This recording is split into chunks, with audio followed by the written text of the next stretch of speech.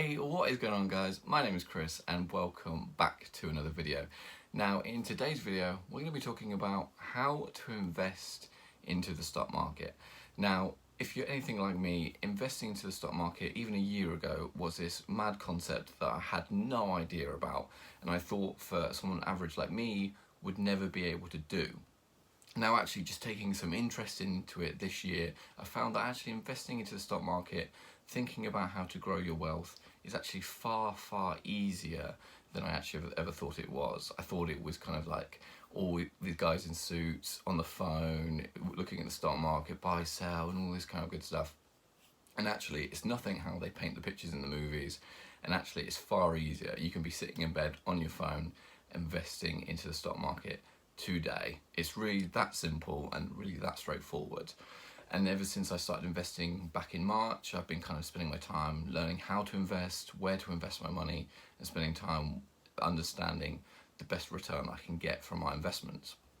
And so in today's video, I'm going to be sharing with you my 5 tips on how to start investing, how to start thinking about investing, and starting to think about where you can start investing your money, and the sort of different apps and different processes that I take. So I'm going to be sharing with you my 5 tips, like I said, to hopefully to get you from not understanding investing to starting to think about how you can start investing, all the way from the beginning of even saving some money to start investing into the stock market. So hopefully this video is going to be informative, hopefully this video is going to be helpful, and by the end of it you should have a better idea of how to invest into the stock market. But before we do get into today's video, if you could drop a like on today's video and subscribe. I'm pretty much at 100 subscribers now, so if you could drop a like on today's video, it helps get the video out there to more people, yada yada yada. You know the drill. So without further ado, let's get into today's video. Before we get into the 5 tips, I think it's really important that we make sure we understand why it's important to invest our money. Now, for as long as I've lived, it's always been drummed into me that I should be saving some money. Anything that I earn, that I should be taking a percentage of that and putting it away, saving it, creating a rainy day fund and saving that money. Now, that is very important. You should be saving some of your income, you should be putting money away and saving it. That is very true. But it's important that you start investing some of that money. Now the reason being is, if I saved £100 a month and I saved that each month and every month, after a year I would have £1,200 saved. And that would be it. Based on the interest rates that we're seeing at the moment, not just in the UK but globally, their interest rates are very low. Gone are the days back in the 1980s and 70s where interest rates were at an all-time high. Those days are sadly gone, for lots of different reasons. But for us savers, for us people who are saving and putting money away, it really isn't a great way of kind of growing your money. For example, you'll be very lucky to get a savings account that has more than a 1% return. And anything greater than 1 would be incredible. But if you were to have that, it normally would mean you'd have to tie away your money for a few years into a cash ISA. That means you'd have to lock that money in to get maybe 1/2%. Now, although as I said savings is important, if I had saved £100 each and every single month into a savings account, I would have £1,200 at the end of the year.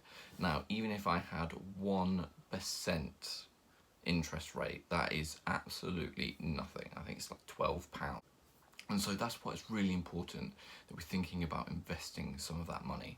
Now, for example, I use Trading 212, which is an online mobile brokerage, which allows me to invest into the stock market.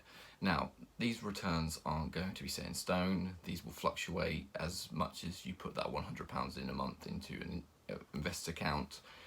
It can fluctuate, it could go down, it could go up, but they say on average you would return 6 to 7% annually within the stock market if you were to just invest into an ETF, S&P 500 for example. So if I invested that same £100 into my account each and every month for £1,200, I would get a 6 to 7% return if I just invested into the S&P 500, which is far greater than the 1% that I might get. And obviously that's 6 or 7 times better. And obviously, these are just examples, depending on what portfolio you have, depending on what stocks you invest in. But the point I'm trying to get across here is the reason we're talking about investing is because we're going to make more money by investing than just saving. And remember our good old friend compound interest. If we start to invest that money, so that 1200 get the 6% on top of there, it gets more, and each and every year compound interest is growing and growing our wealth every year. And that's why we see these crazy numbers, even when we're looking at Trading 212, about if we invested £100 a month for the next 40 years, where we see these big numbers of millions and millions of pounds. That's compound interest doing its work. That's us saving the money, the difference that we're making off of the returns reinvested back into the portfolio, and slowly over time, the longer that we invest, the longer and the better the returns are going to be. So that's why we invest. That's why we should be investing. So I thought I'd better clear that up before we get into the top tips. Okay, so tip number one I can give you is, before we even start about thinking about where we're going to invest our money, different S&P 500, different ETFs, different stocks, before we even think about any of that, we need to create a budget. A budget is really, really simple, but really important. I remember this being drummed into me as a kid, that we need to budget and you need to make sure you have savings and all that good stuff. But a budget is really key when it comes to investing, because if you don't have any money each month, then you have no money that you can invest, right? So let's just take it as an example. Let's just say you get £1,000 a month income from your job or whatever.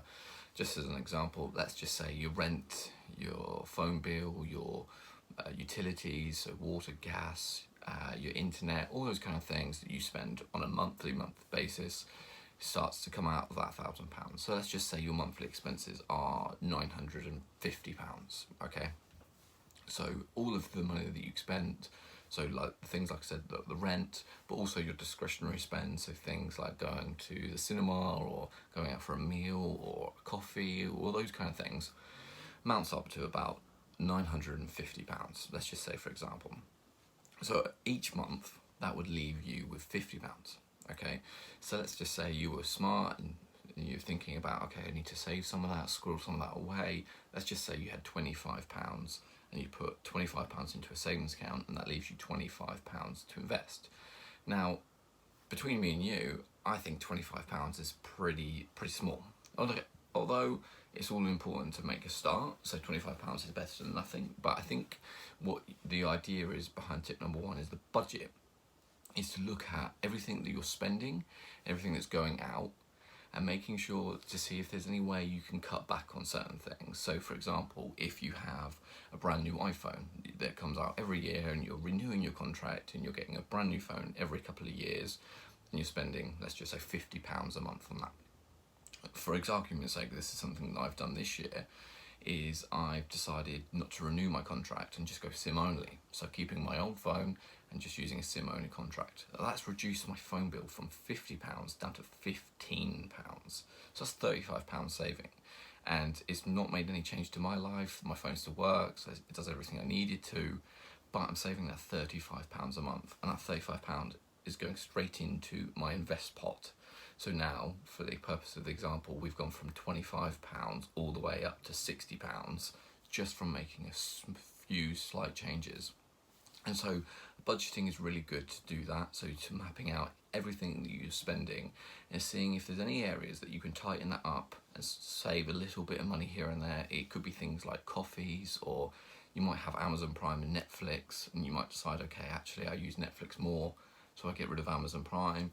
Those kind of things. And it's always so much easier to budget and see those things if you just map them out. So write everything down, what you spend, and that is a way to kind of see ways you can save more money. So that's tip number one: make a budget. And I'll give you an example of something you do so simply on your iPhone. Okay, so tip number two kind of follows on from tip number one, really, around budgeting, and that is paying yourself first. Now, you've probably heard this term a lot. Rich Dad Poor Dad, the book, covers this a lot about paying yourself first, and lots of different finance and videos and books talk about this, but it's actually really important that you pay yourself first. Now, again, linking back to the budgeting, we all have things that we have to pay for, things like rents and bills, all those kind of things. But actually what we tend to do is focus on paying those first, paying other people, paying what we need to, and then whatever's left, giving to ourselves. So in your budget, making sure that you're paying yourself first is really important. So that when your money gets paid in, your salary or your income comes in, making sure that you're dividing that, giving that 10%, 15%, 20%, whatever you're going to allocate to yourself is paid to you. Pay yourself first, so that way that whatever money you give to yourself, you can start to think about saving and investing. So that's tip number 2, because what happens if you don't do that is you pay all those other people first, and then whatever's left goes to you, and it's your money. You should be thinking about you first before other people. So make sure you pay yourself first. It's tip number 2, and that way you're going to be more focused and have more money to focus on investing. Okay, so tip number 3 is going to be do your research on your brokerage, on which app or which company you're going to use to invest. Now, this is really important because if you're going to be investing in the stock market, you want to be using an app that, one, you can trust, that's easy to use, and that you're going to be able to get on with and invest over a long period of time. The way I see it is if I'm going to be investing today, I'm going to hopefully be investing in 40 years' time. So it's really important that you choose a company or a brokerage or an app that works for you. So do your research. There's plenty out there, lots of different apps, different ways you can invest. You can be way more passive and just sort of invest online, or you can download an app. So think something like Trading 212, for example, is which I use, and I use Trading 212 daily, definitely weekly, to check on my portfolio and what I'm investing in and how I'm investing, and actively using the app to invest more money into my portfolio. So tip number 3 is make sure to do your research on the different platforms out there. Do a little Google search, see what's out there in your country. I know over in America that Robinhood's very popular. Over in the UK, we've got things like Trading 212 or Free Trade. So make sure to do your research, have a look to see what company works best for you, and have a look online.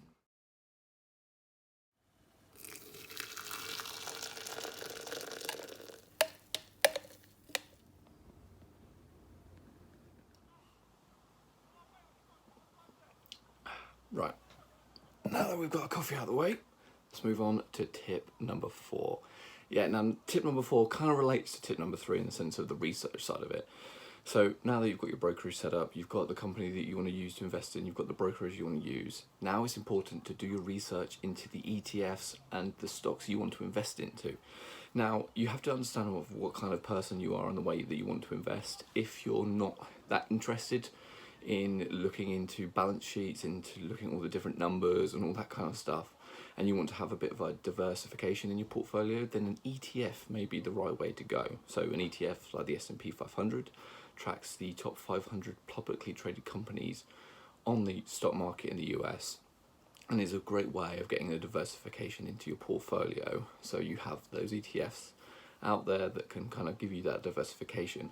And what that means is it stops you from having to kind of spend hours on end researching into different companies, spending the time to understand if the company's worth investing into. And so that really gives you the lazy approach, as it were, the less sort of time intensive approach, I would say. And it makes sure to give you that diversification. And it kind of relates to what I was saying at the beginning, that you hopefully, as the S&P's tracked over the long period of time, sits within a sort of a 6 to 7% return annually, which again is better than the savings account. Or you can go down the singular stock route or dividend route or whatever you want to do. But what you should be doing is researching into the kind of types of investing approaches that you want to be and do. And if you're going to invest in single companies, do your research. Make sure that you find out, are they a profitable company? Are they a company that is investing into their own company? Do they pay a dividend? Are they a company that you believe in the sense of, are they a company that you morally stand with, that you believe in the ethos of the company? Is it a company that you see over the next 5, 10, 15, 20 years being a company that's going to be profitable and that you can continue to invest in? Again, these aren't companies that you want to be profitable today. You want them to be profitable 5 years, 10 years, 20 years, 30 years down the line. So you've really got to bear that in mind when you're thinking about companies to invest in.